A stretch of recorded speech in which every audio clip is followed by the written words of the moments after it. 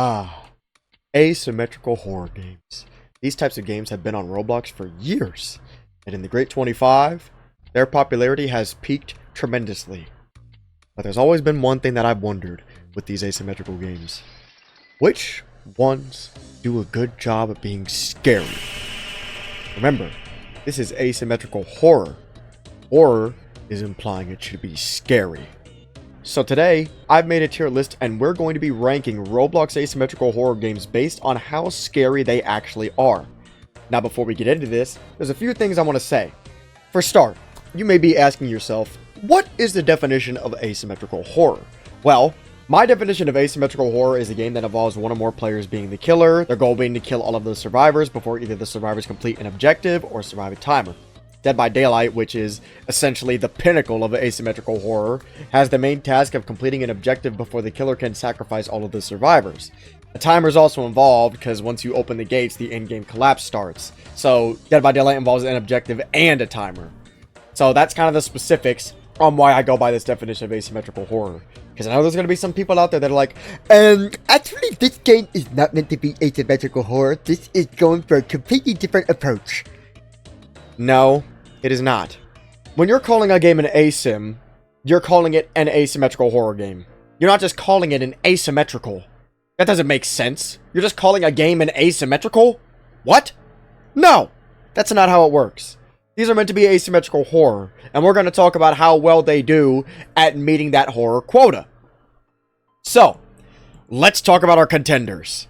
We have Bear Asterisk, Bear Alpha, Breaking and Steal Things, Dead by Roblox, Die of Death, Dimensional Coalescence, Five Nights Hunted, Flee the Facility, Forsaken, Kool Killer, Outcome Memories, PIGGY, Pillar Chase 2, Pwned by 1400, Reckless, Sonic.EXE The Disaster, Stop It Slender 2, Summer CampBlood, Survive the Night, The Robloxia Until Dawn, The Schoolhouse, The Stalker, Trepidation, Unalived by Night, Vampire Hunters 2, Violence District, Mashables, Survive the Killer, and Survive the Slasher. If one of the games you wanted to be on this tier list is missing, I'm sorry. To all the people who have been putting Reality Compromised in your asymmetrical horror tier list, by the way, stop doing that. You're a moron. That is a Juggernaut game. That's not an asymmetrical horror. I went and played that because it was originally on this tier list because I was seeing other people put it on there, and then I played it, and it's not a horror game. But anyways, we're gonna go down the line here with all of these games and talk about which ones are the scariest and which ones are the least scary. So we'll just go with, top to bottom here. So, I played all of these games beforehand, so I've already, got my good views of them. I made sure that I played like 1 or 2 matches so I could get a good view on the game's aesthetic. So, we start with Bear Asterisk. So, Bear Asterisk, for whatever reason, really didn't gain more popularity from Bear Alpha. Bear Alpha has still become the more prioritized game. But I do believe when it comes to Bear Asterisk's aesthetic, it does a better job at being scarier. The maps definitely were a lot more gloomy. It was a lot darker. Just the overall unsettling vibe of Bear always does a good job at giving an uneasy feeling. And I was playing it and I got this factory map. And it immediately starts with this text-to-speech voice talking about there being an intruder alert and showing an image of Bear walking around on like what was supposed to be a security camera. And stuff like that really gives you a good uneasy feeling, as well as a lot of the various creepy sounds Bear has going on. While the gameplay of Bear may not be like the scariest, it's, just him avoiding somebody that, is trying to kill you, I think that Bear's aesthetic does a good job of being scary. Like, if the person was using a scary skin, then, yeah, I would probably be scared. Speaking of which, in that same factory map, I saw this scary-ass bear skin inside of a containment tube. It was scary looking. It was a scary-ass looking bear. Like, they have a collage of regular skins, goofy skins, and then just downright terrifying skins. It's such a weird aesthetic that it makes it pretty creepy. So, with that being said, I believe I would put Bear Asterisk in scary. I think that the game does a good job at being scary. The gameplay itself may not be the most horrifying, but if you were playing it late at night, maybe alone, all by yourself, you had the volume up, you hear some unsettling sounds. And some of them are just old Roblox sounds, and they still are, like, scary sounding. So, yeah. Bear Alpha. So, of course, obviously under the same creators, I feel like Bear Alpha isn't as scary as Bear Asterisk. I still think it does a good job at capturing the scary aesthetic, but I don't think it captures it as much as Bear Asterisk. One of the things I did notice in Bear Alpha that did make me shit myself, though, was there was a farm map. I didn't get footage of it, but you probably know what I'm talking about if you played the game. There's a farm map, and there's a corn maze you have to go in, and then these little, like, chicken nuggets, potato-looking things that just, like, run around the maze and hit you. And they're fast. They fucking scared me. It was some scary shit. But I don't think Bear Alpha is as scary as Bear Asterisk. I feel like Bear Alpha has more of the goofy charm to it compared to Bear Asterisk. So I'm putting Bear Alpha in mildly scary. Breaking and steal things. I don't have to say anything. We all know it. We all know it. Nothing more to be said. Dead by Roblox. So, this game is another attempt to recreate Dead by Daylight in Roblox. It's been on the platform for the longest, and certainly wasn't scary. It definitely was not scary, but I appreciate the effort it was going for. They've improved their running animation and the gen stuff, but there are some things before you even get into the game that just make it hard to take seriously. Number one, your avatar. Your entire body is as thin as a pencil, and then your head is just gigantic. I don't know why they went for those proportions, but they look very weird. The killer moves in a very weird way. The sound design is also weird. Like, it's just various high-pitched oofs. So, yeah. It's not exactly one that I would say scares me. It's just like a very barren game. Die of Death. This game, while it doesn't have a lot of scary things to it, I decided that I will put it in sort of scary for a reason. There's two reasons, actually, and they both involve big balls. The first one, if you remember, on that map with all the balls on it, there's the sleeping pink ball, there's the evil green ball, there's the red ball, all those guys. The evil red ball comes down, he goes, "You must die," and then he rolls down and he kills anybody in his path. Pretty scary ball. The ball scares me, not because I think the ball's appearance is scary, but because I don't know when the ball specifically comes down, so it's the element of surprise that makes me frightened to walk near the ball until I've seen it go down. And then, the other one, I learned this from my previous Die of Death video, because, you know, apparently I was myth-informed on the update, and I shouldn't have made a video on it. There was a game mode called Evil Scary. And the Evil Scary is this evil black ball with hands. And if you touch him, he jump scares you. And I won't lie, when I first joined the server and I was seeing Evil Scary, because I had no idea what was going on, he was loud. And he scared me quite a bit there. So, Die of Death has gotten some small scares on me to where I believe it fits in this sort of scary category. Dimensional Coalescence. This is probably the strangest game I've played compared to a lot of this roster. Let me try to explain this. I was playing as Dr. Eggman. The killer was Yuri from Doki Doki Literature Club. I had Vanilla helping me. I had Cuphead and Mugman. I had Sans, who was close to running out of dodges, which meant that he was going to be vulnerable to death. There was Frisk. There was Kara. There was Cream. Oh, it was like Sonic.EXE the disaster if it just had any character from anything. So, yeah. It was an interesting game. Also, for whatever reason, Eggman has a fucking flamethrower, which I found very funny. But yeah, no, the game didn't scare me. I thought it was funny. The models weren't that bad, though. I can't lie. The Eggman model was actually not that bad. Like, I'm kind of shocked that I'm saying that, but it wasn't that bad. Five Nights Hunted. No, this game is not scary. And I have a few things I'd like to say about it as well. Five Nights Scary, out of every other game that I played in this tier list, was probably the most sluggish experience imaginable. The plot of the game is if you're the killer, then, you know, you down everybody in 2 hits, and then you have to put them in ball pits, and they get rescued out of the ball pits. The problem is, the survivor's percentage from that ball pit can regenerate. So killing somebody takes so so long. It is abysmal. I was literally just wanting the people to escape because it was taking so long to get the game done. I hated it. I hated it. It wasn't fun, and it wasn't scary. It was neither. I can't take this ugly-ass Freddy Fazbear staring at me before I get in my game seriously. This game's not scary. So no, Five Nights Hunted is not scary. Flee the Facility. So, I would say Flee the Facility is a very middle ground game when it comes to being scary. I wouldn't say it's in mildly scary, but I wouldn't say it's not scary. I would probably put it in sort of scary. I feel like if the maps were like a little darker and the game had a little bit more of a scary vibe, it would be a pretty good job of being scary. It didn't do too bad. You know, there was a fog that kind of encompasses the map, so the killer is hidden.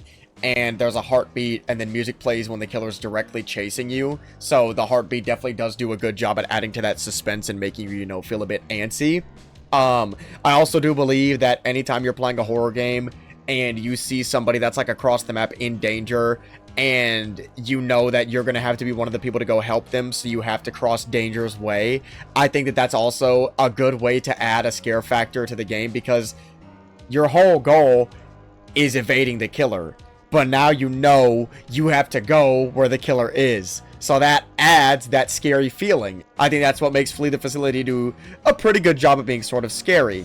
I think one of the things that kind of removes the scare factor is your avatar is the killer. So, you know, somebody could just be wearing the most goofy avatar imaginable, and then you cannot take it seriously when you're getting chased by some funny-looking figure.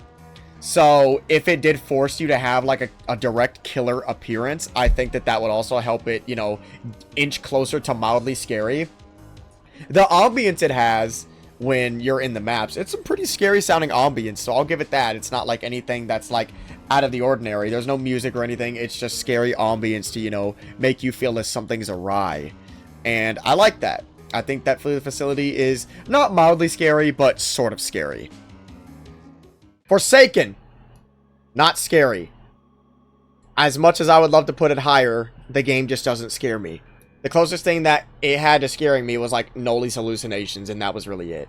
I can't really take the game seriously, nor be afraid of it when I can see the killer from way across the map.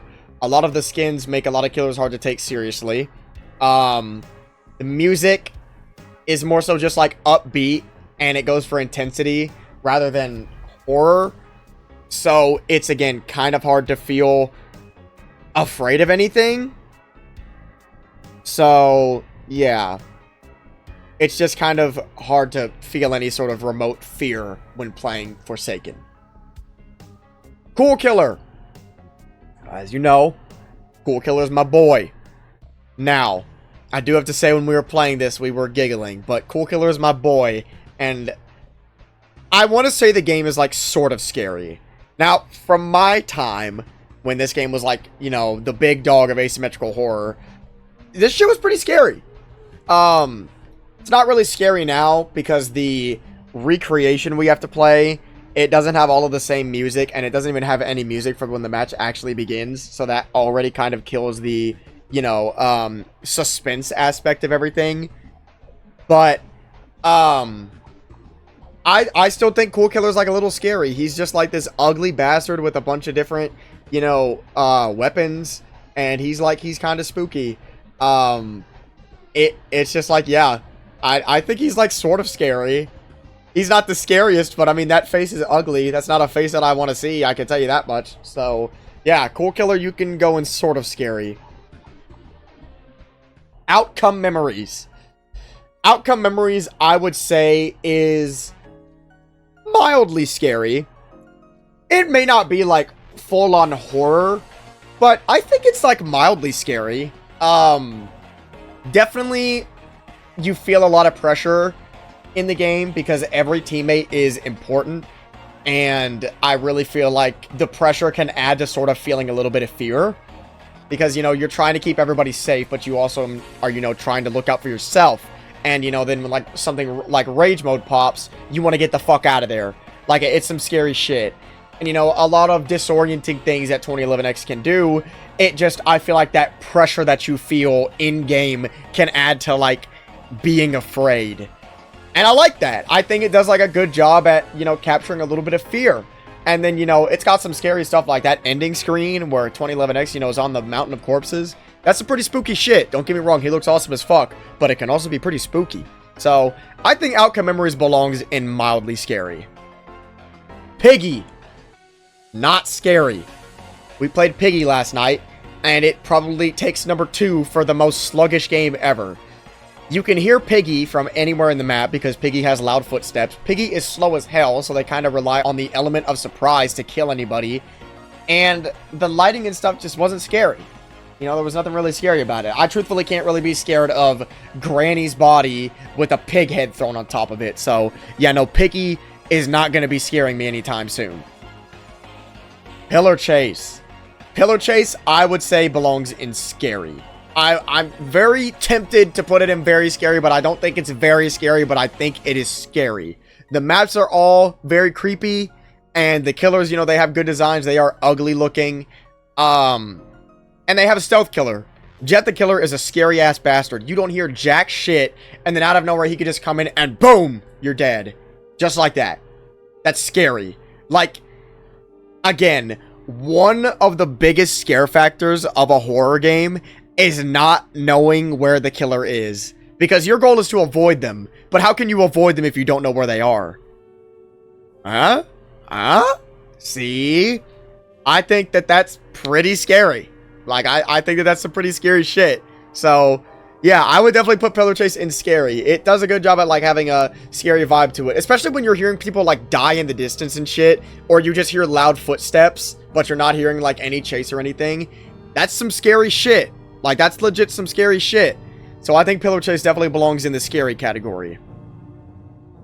Pwned by 1400. I would put this game in sort of scary. It's not scary, but it's not, like, super scary either. I think it's, like, right... it's, like, right in the... right there. Father, being the newest killer being added, I think has done a good job at making this game have a more horror feel to it, because Father is pretty spooky. He's got good voice acting. His minions are weird. Like, he's weird. The way he moves and everything is weird. And he also has a whistle occurrence skin, which is even weirder. Not saying the skin is weird, saying, like, the way it moves is weird and it's scary. So yeah, I think Father was a good first impression on welcoming us into the horror world of Pwned by 1400. So I think that Father is, like, a good start, and that's why it belongs in sort of scary. Because Father's a pretty spooky dude. Especially when you know of the lore. I didn't know of the lore originally, but then when I found out that this guy, like, tricked Jacob into killing himself, that's pretty scary. That is pretty scary. So you can't deny me on that it's not scary. That's some scary stuff right there. So yeah, I think Pwned by 1400 belongs in sort of scary. And yeah. Reckless. I didn't know of this game until I played it last night. And it's not scary, but I do recommend it. The game wasn't scary at all, but it was fun. The server we played on, I'm pretty sure, was broken, but it was a fun game. It was this game where, like, you're either, I guess, your team is called the Defenders if you're the Survivors. There's Attackers, and then I think you're called the Defenders. And there's multiple killers. It's not just one guy. It's multiple. And, everybody can only be one person. There's no dupes, so I already like that. The way you select your character, too, is neat, because you, like, walk and step on this pad to choose the person you want to play. So I think that that's kind of fun. And then I guess the attackers probably do the same thing. I didn't get to play as an attacker, but my experience with the game was watching the attacker back into a corner and just get jumped. Because, again, I'm pretty sure the server was broken, so there couldn't be multiple, but I was just watching the attacker get jumped, and he was telling all of us to go away, and it was pretty funny. Even if, you know, the game was being played seriously, it's still not scary, but it seems really fun. I'm, like, honestly hyped for this game to get updated, and I'll definitely play it more often. It was a fun little game. Sonic.EXE The Disaster.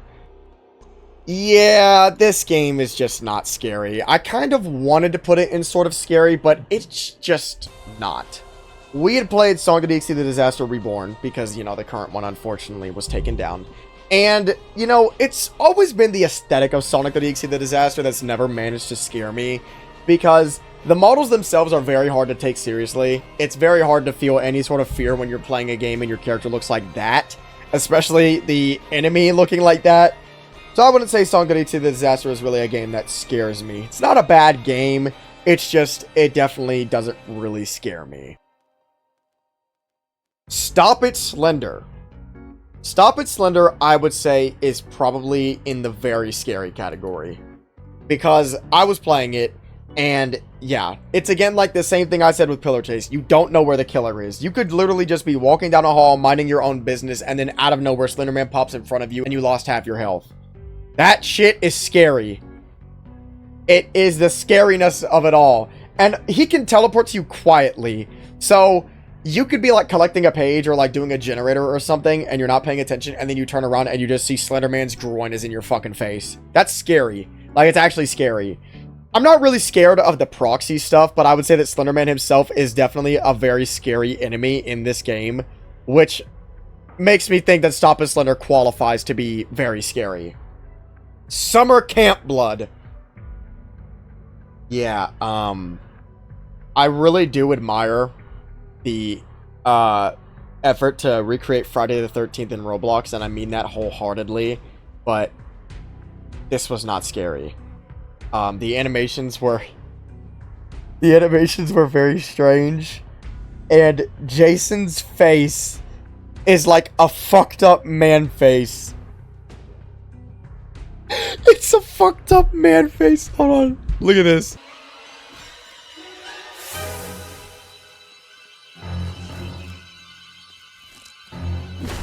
I can't be scared of this game. It's not scary. It's not. The animations are so bad. The maps are good. Like, the maps are good, but it's not scary. It's not scary. Survive the Night. Yeah. Yeah. We're just gonna put that there. Survive the Night was a very interesting game. I don't even know. I don't really know what to say about this game. I mean, the maps were fine, I guess. They were, like, kind of scary. But the killers aren't. The walk cycle is so odd. And the,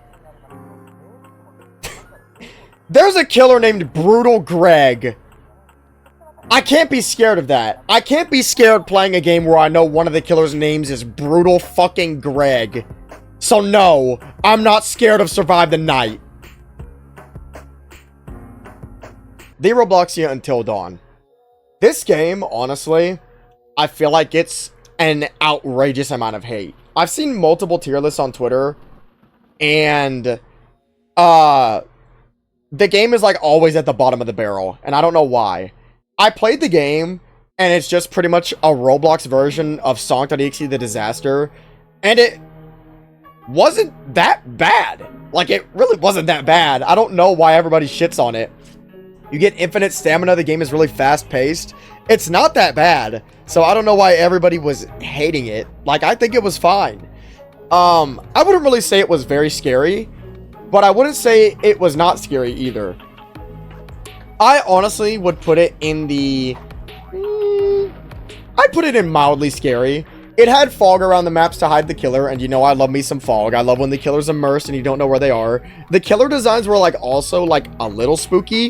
When I first got in the game, I was spectating a 1X, and he had, like, these creepy overseer eyes. I've never seen a 1X design like it. So, that was, like, a little spooky. And I just, like, overall enjoyed the game, and I thought that it, you know, actually does a good job at, you know, trying to be scary. So, yeah, I would honestly put it in mildly scary. I think it was like kind of a scary game. The Schoolhouse. Okay, so I have something to talk about when I was recording this game. This game is not scary, but whoever was the motherfucker that I was going against when I was recording my gameplay, this dude was acting like a horror movie villain. I got a book done, and I could hear the ruler slaps were outside the door. He was waiting outside the door for me like a kidnapper. Look at this!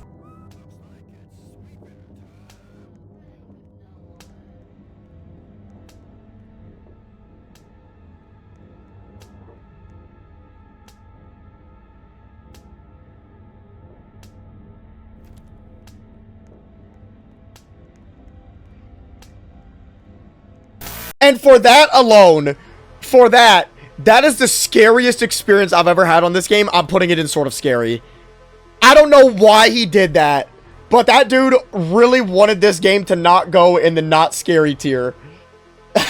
So he did that.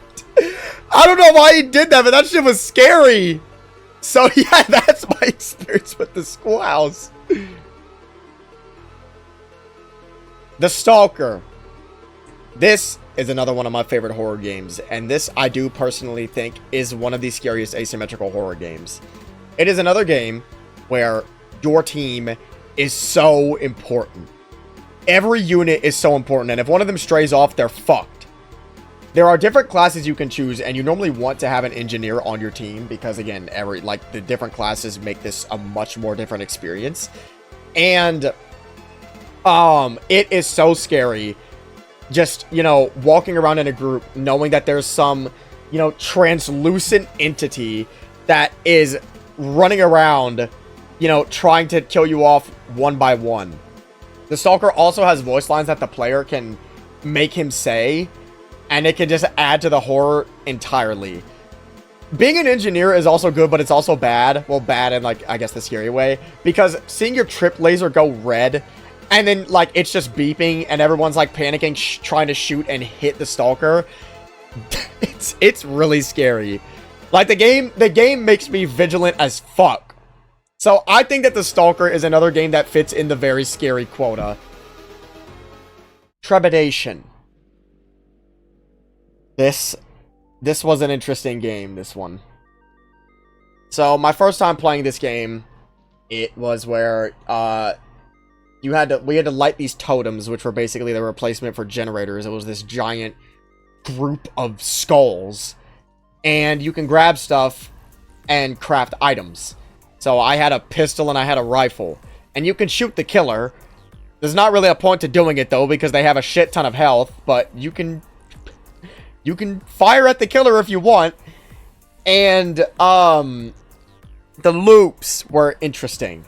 So my friend was playing as the non-copyright version of Nemesis, and I mean, I guess it was a little scary. The map was, like, somewhat spooky, and I mean, the killer design didn't look stupid. He wasn't stupid looking, and I was, you know, laughing at him. He was kind of frightening. It's only funny with how I was able to loop him like that, but he was a little scary.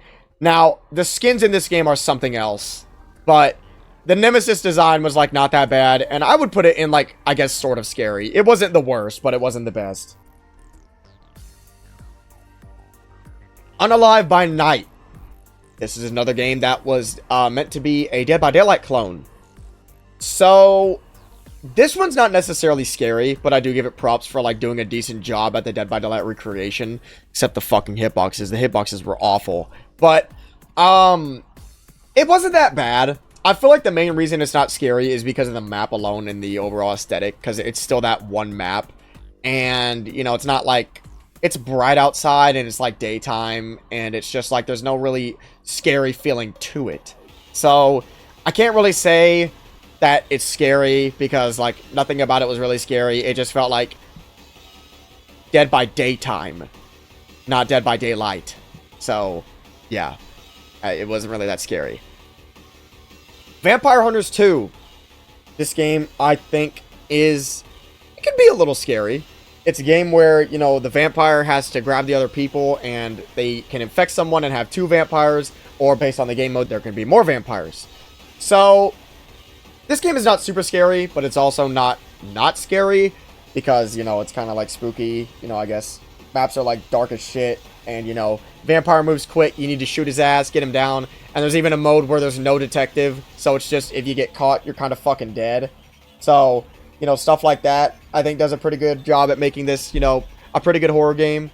So, I would put Vampire Hunters 2 in the mildly scary category. Violence District. Yeah, if you were to make me compare Violence District and Dead by Roblox, I wouldn't know which one was worse. They were both very bad. But what I want to know is how the fuck Violence District has like 13k active players. Are you serious? How? How? The game was not scary. It wasn't scary at all. It was just, you know, we were laughing. The generators were like 2 times the size of a player. Giant fucking generators. But yeah, no, the game was really not that scary. It was another Dead by Daylight recreation, and it just really didn't have any scare factor to it. I mean, the maps were like, I guess, kind of scary. At least it was like dark and stuff, but yeah, no, it wasn't scary. Mashables. So Mashables, I'm gonna explain why I'm putting this in mildly scary.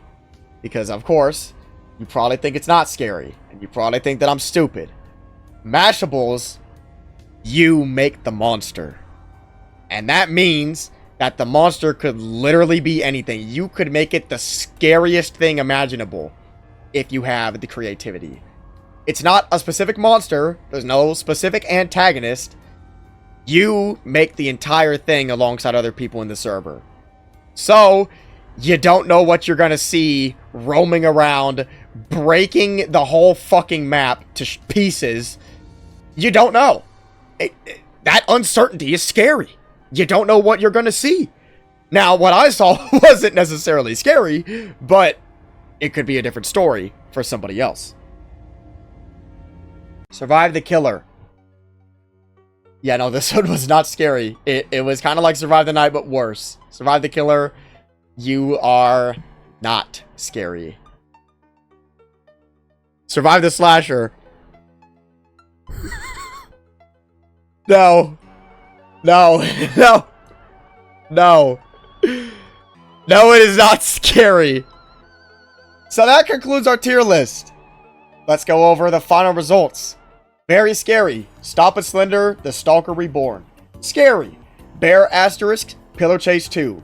Mildly scary. Bear Alpha, Outcome Memories, The Robloxia Until Dawn, Vampire Hunters, and Mashables. Sort of scary. Die of Death, Flee the Facility, Kool Killer, Pwned by 1400, The Schoolhouse, and Trepidation. Not scary. Break In and Steal Things, Dead by Roblox, Dimensional Coalescence, Five Nights Hunted, Forsaken, PIGGY, Reckless, Sonic.EXE The Disaster, Summer CampBlood, Survive the Night, Unalived by Night, Violence District, Survive the Killer, and Survive the Slasher.